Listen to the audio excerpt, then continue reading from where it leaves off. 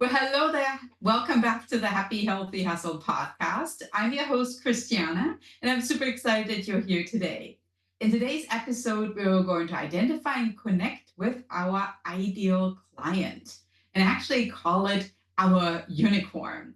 And I'm going to reveal in a little while I call it unicorn. But first things first, my birthday month in July actually did include a unicorn. Yes, my husband, instead of giving me flowers, he gave me a beautiful unicorn balloon. And that kind of inspired today's episode because when I looked at that unicorn balloon, I was like, it's kind of like what we're doing in our business. We're thinking about something really fun. We're thinking about something that's very unique, as the name unicorn kind of contains that word.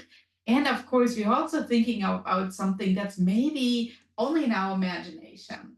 So whenever we think about our clients, we're trying to imagine somebody, kind of like we're imagining a unicorn.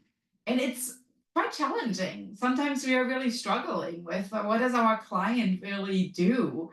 What do they look like? What do they care about? What are they struggling with? And it makes it very difficult then to really put your messaging together. So, in today's episode, we're going to identify three different strategies that are going to let us identify and connect with our ideal client avatar or our unicorns. Let's get started. So, my first strategy is I always think about my ideal client as of myself.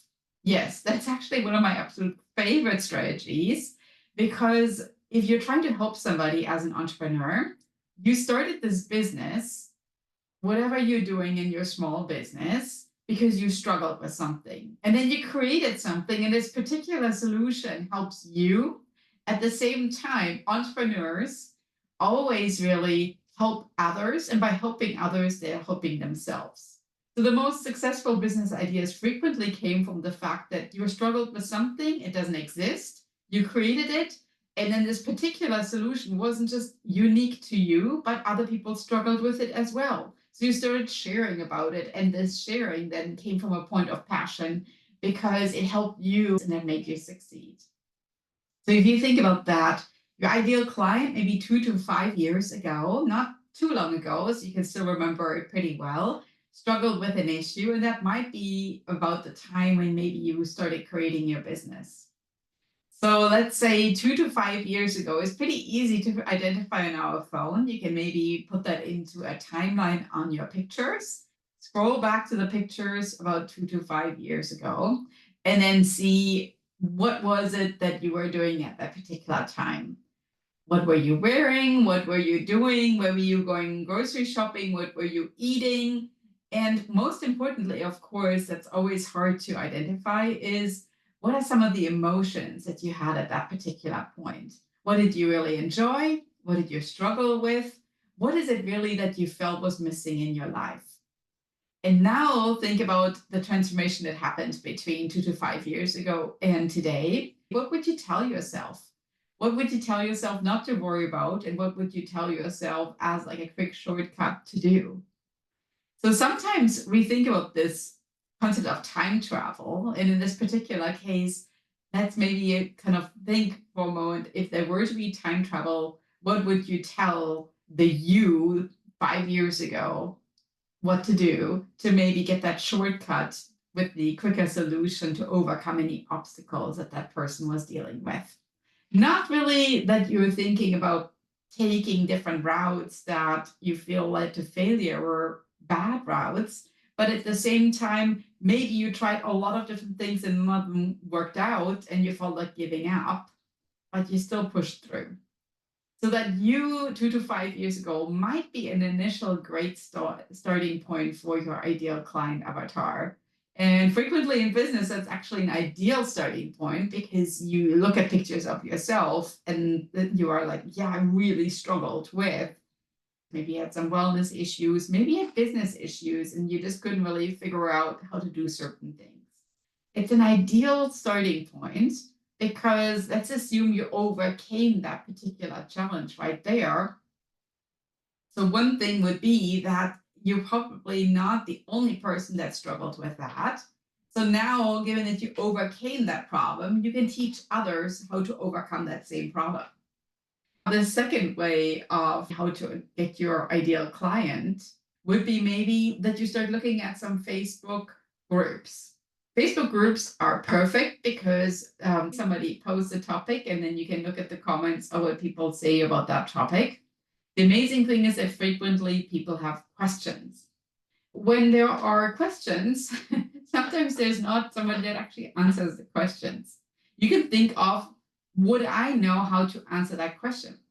If the answer would be yes, then you know there's obviously a need for somebody to answer these questions right there, and you can position yourself as an expert. But the more important thing is that you actually start copying and pasting the exact question, and you maybe start collecting them in a Google Sheet. The reason for that is you want to be as close in your wording to what this ideal client uses, because it could be that they don't only post that question in that particular Facebook group, but they also Google that question. And the closer you are replicating that question with, say, a blog post or your lead magnet, the quicker their search actually leads them to you. So they have a problem, right? And you're positioning yourself as the guide that then helps them go through that particular problem. And in their identification phase of their problem, so they're still in the initial search phase, they find you. So you're positioning yourself as the guide that makes them then the hero journeying and finding their solution on the other side. So first way or strategy to connect and identify your ideal client would be thinking about yourself to 5 years ago, what you enjoyed, what you struggled with, what you did, what you tried, what worked for you.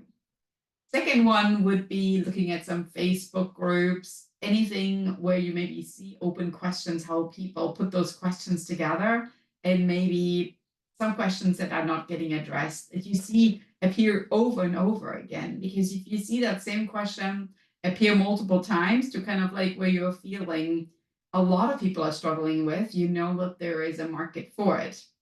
Now, the third one would be that you actually take an issue, for instance, it could be wellness, it could be gut health, it could be some marketing issue, like, for instance, how to grow your email list. And you go to Amazon and you see books that people would purchase to teach themselves. You're going to start reading those reviews and you're going to see what do people really enjoy about these books and what is it that they didn't enjoy or what did they feel was missing in those books. So whenever there is some kind of self-help opportunity, it could be a marketing book, it could be a wellness book, look a little bit about common themes about, again, the likes, the dislikes, and what they felt was missing about this book. And at the same time, the way that I look at this is also what is the white space between any of this? Between myself 2 to 5 years ago, between Facebook groups and questions that I see appear over and over again. And then lastly, the books that are on Amazon and the reviews that people leave. Because now what you can do is you can also look at people that read those books, that leave those reviews, and you can see a little bit about them, like their search, what else do they do, right? Frequently people leave multiple reviews, and on Amazon you can actually take a look and see what else did they leave reviews for, what else do they purchase. And it just makes your ideal client avatar a little bit more colorful. If you think about the unicorn, right? They're taking on a little bit more color. And again, it makes them also more unique because none of these people that leave reviews will be the same. They will all have unique characteristics. But the reason why they went to that place to leave a review in the first place is because they likely struggled with the exact same problem. So while each of your ideal clients come from a somewhat different background, you might still see a theme appearing over and over again. You might still see questions or certain likes appear over and over again. And more importantly, you might see certain things that they point out that they would like to see in that book appear over and over again. And that's exactly where you come in. And I call it kind of like the the broken record or aha moment. You're like, oh, here I see that people really would like to get this in a form of a checklist. Here I see that people maybe need a little bit more of a step-by-step guide. And maybe what they need is, instead of like having a book that comes in 3 different volumes, they just need one book with it. Or maybe what they would like is, instead of an hour video, maybe they only need a 15-minute video. So you're trying to find a little bit of the requests of people that are somewhat unique to the problem. And it could be solving the problem in a way that nobody has solved it before, but that seems to be what the common request is, or maybe the common thread that you're seeing on these Facebook groups. So again, just to briefly review, look at yourself 2 to 5 years ago. They could be starting with pictures. Go to your own social media and scroll back through your first posts and what you posted about, or what you struggled with, what you shared with the world. And that's, anyway, always a great trip.